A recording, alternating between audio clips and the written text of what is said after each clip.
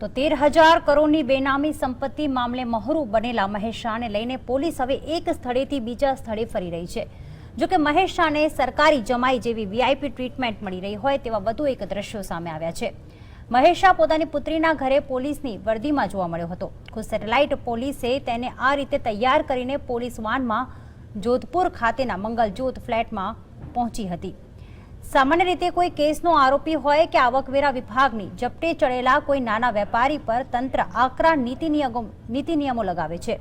तेमज आरोपीनी GeM तेने पोलीसनी जीपमां लाववामां अने लई जवामां आवे छे। जो के केंद्र सरकारनी काळा नाणां जाहेर करवानी मसमोटी स्कीममां मोटुं डिस्क्लोजर करवाना नामे तंत्रने जे गैरमार्गे दौड़तो जोवा मळ्यो अने बादमां हाथ ऊंचा करी देनारा महेश शाहने जे रीते पोलीस ड्रेस अने बादमां जाकीट पहेरावीने तेना निवास स्थाने लई गई ते जोता तंत्र सामे सवालो उठ्या छे। परंतु बीजी तरफ पोलीस पण आ केसने हाई प्रोफाइल केस गणावीने महेश शाहनी सरभरा करती जोवा मळी रही होय तेम पण लागे छे। पोलीस आ केसने हाई प्रोफाइल केस मानी रही छे अने आथी तेने सरकारना जमाई जेवी ट्रीटमेंट आपी रही होवानुं मानवामां आवी रह्युं छे। अत्यारे थ्रेटने बहु धमकी मळेली छे बहु એટલે સિક્યુરિટી માટે અમે એક આ વસ્તુ અમે કરેલી હતી અને એના માટે તો કોઈ પણ વ્યક્તિ હોય તો સિક્યુરિટી માટે તો આપણે કોઈ પણ એનો વેશ આપણે ધારણ કરી શકીએ છીએ। સર કયા પ્રકારની ધમકી મળેલી છે એ કેપ જોડેના ફોટા બહાર આવી રહ્યા છે પોલીસ એટલે એના માટે કે એને કોઈ ઓળખી ના શકે એક કેમોફ્લેજ પ્રમાણે આવે છે કે ભાઈ દરેક વ્યક્તિ એક હોય તો ઓળખીને કોઈને ટાર્ગેટ ના કરી શકે। એના માટે કેમ કે આપણે જોયું તો કે બહાર બહુ બધી પબ્લિક હતી, પબ્લિક અંદર બહાર કોણ હોઈ શકે આપણને કોઈ નક્કી નથી। मीडिया पण એટલી બધું હતું અને બહારની પબ્લિક પણ એટલી બધી હતી એટલે એમને પૂરેપૂરી એમને થ્રેટ મળેલો છે એમને કે ભાઈ આમાં કોઈ પણ વસ્તુ થઈ શકે છે। એટલે પછી આપણે એના માટે એક પ્રોટેક્શન કરવા માટે અને એમની સિક્યુરિટી માટે અમે એક પગલું ભરવાના હતા। પછી અમે પગલું ભરી નહોતું, પછી અમે એમને જેકેટ પહેરાવીને પછી અમે લઈને આવેલા। તમે આપણે જોયેલું હશે કે જે એમને જે પુત્રીની ઘરની બહાર કેટલી પબ્લિક ભેગી થઈ ગયેલી હતી એમાં કોણ હોઈ શકે એ આપણે જાણતા નથી। એના માટે અમે એક આ વસ્તુ અમે અમારી કુદરતીના સિદ્ધાંતને ધ્યાને રાખી અને અમે એક પગલું ભરેલું હતું। એ ઉપરથી અમારે શું છે કે જે પ્રમાણે નક્કી થયેલો જે હોય એ પ્રમાણે અમે આ કાર્યવાહી કરીએ છીએ। બાબતે હું પૂર્ણ કરી શકું મીડિયાથી દૂર નથી રાખતા, અમે એને સિક્યુરિટી જેને તકલીફ છે એનાથી અમે દૂર રાખવાની કોશિશ કરીએ છીએ। અને વધુ માહિતી આપી રહ્યા છે અમારા સંવાદદાતા કિશન જણાવશું કે આજે સમગ્ર દિવસ દરમિયાન જે એક નાટ્યાત્મક જોવા મળ્યું મહેશ શાહની ખાખી વર્દીમાં ફોટો સામે આવ્યો, ત્યારબાદ આખી રાતની પૂછપરછ બાદ તેને પુત્રીના ઘરમાં તે આરામ ફરમાવી રહ્યો હતો, તેને લક્ઝુરિયસ કારમાં લઈ જવામાં આવ્યો હતો। સમગ્ર દિવસનો ઘટનાક્રમ શું રહ્યો?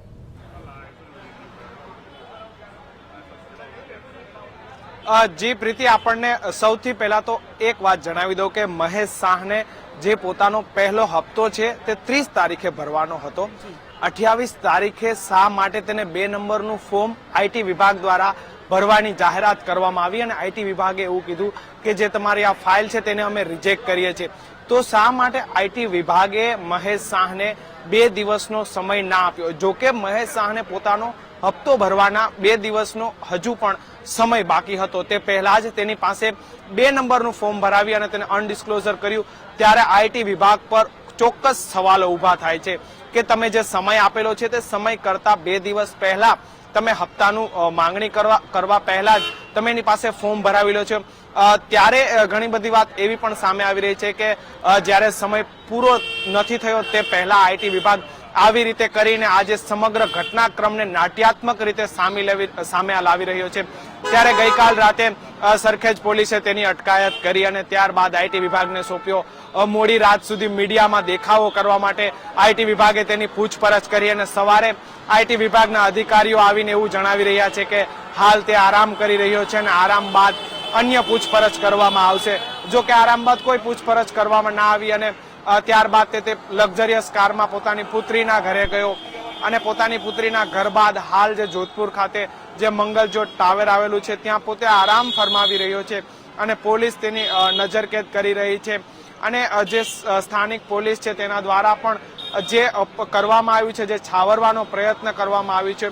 ત્યારે હું તમને એક વાત જણાવી દઉં કે ભારત અને ગુજરાતની અંદર જ્યારે આવા હાઈ પ્રોફાઇલ કેસીસ પકડાય છે ત્યારે પોલીસ દ્વારા અને જે આપણું તંત્ર દ્વારા તેને હાઈ ટ્રીટમેન્ટ આપવામાં આવે છે, વીવીઆઈપી સુરક્ષા આપવામાં આવે છે, એ ખરેખર આપણા દેશ માટે સૌથી મોટી કઠણાઈ કહી શકાય। તેનું આ શ્રેષ્ઠ ઉદાહરણ મહેશ શાહ છે. જેમ કે મહેશ શાહ આ 13,000 કરોડ આપીને ભારત પર જેમ કે બહુ મોટું એહસાન કરતો હોય તેવી રીતે સરકાર તેને હાઈ પ્રોફાઇલ ટ્રીટમેન્ટ આપી રહી છે, નજરકેદ.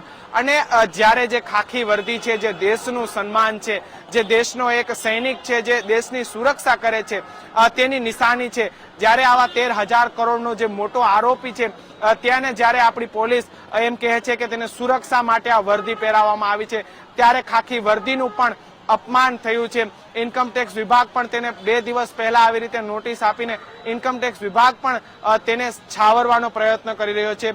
ત્યારે જે સૂત્રો પાસેથી જે માહિતી મળી રહી છે કે જે નેતાઓના મોટા નામ ખુલ્યા છે તેને લઈને આઈટી વિભાગ પોતે ઘણું શોકમાં છે અને આઈટી વિભાગ એવા ખોટા દાવાઓ કરી રહ્યા છે કે અમારી પાસે આવતીકાલે નામ ખુલશે અને ત્યારબાદ અમે જે સમગ્ર માહિતી છે તે ઉપલા લેવલ પર આપશું અને ત્યારબાદ જે પણ વ્યક્તિઓ છે તેના નામ ખોલી આપવામાં આવશે. ત્યારે સવાલ એ પણ ઉભા થાય છે કે ગતકાલ 10 વાગ્યાથી મહેશ શાહ પર આઈટી વિભાગે પોતાનો કબજો લઈ લીધો છે, તો રાત્રિના 10 વાગ્યાથી લઈ અને સવારના 10 વાગ્યાથી એટલે કે 12 કલાકથી પણ વધારે સમય થઈ ગયો. ત્યારે આઈટી વિભાગ મહેશ શાહને શું જમાડી અને આરામ કરાવતું હતું કે પછી કોઈ પૂછપરછ કરતું હતું? અને જો પૂછપરછ કરવામાં આવી હતી તો આઈટી વિભાગે કોઈ પણ ખુલાસા શા માટે ના કર્યા? ત્યારે એવા જૂઠા વાયદાઓ કરી રહ્યું છે આઈટી વિભાગ કે જે પણ મહેશ શાહે જે સ્ટેટમેન્ટ આપ્યા છે તેનું અમે રેકોર્ડિંગ કરી દીધું છે અને એ રેકોર્ડિંગ અમારી પાસે છે અને અમે આગળ મોકલી દીધું છે.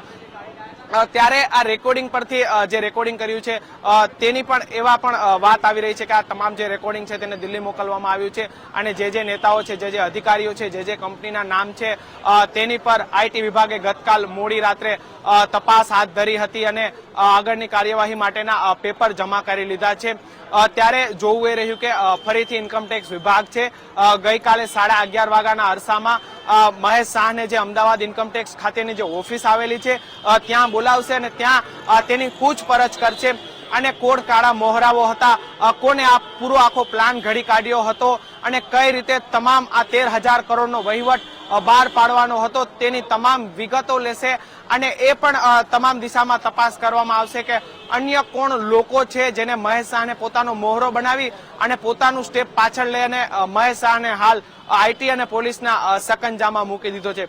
ત્યારે જો અગત્યની વાત તમને જણાવી દઉં કે હાલ જે મંગલજ્યોત ખાતે જે રહીશો છે તેમને પણ આ કાળા નાણાંના કારોબારીઓ, જે અમદાવાદના કારોબારીઓ છે તેમના દ્વારા જે આ સોસાયટીના સ્ટેન્ડિંગ કમિટીના ચેરમેન છે તેમને સૂચના આપી દેવામાં આવી છે કે કોઈ પણ પ્રકારે મીડિયાને અંદર પ્રવેશ ના આપવો, તેમજ સ્થાનિકોએ કોઈ પણ પ્રકારની વાર્તાલાપ મીડિયા સાથે ના કરવો.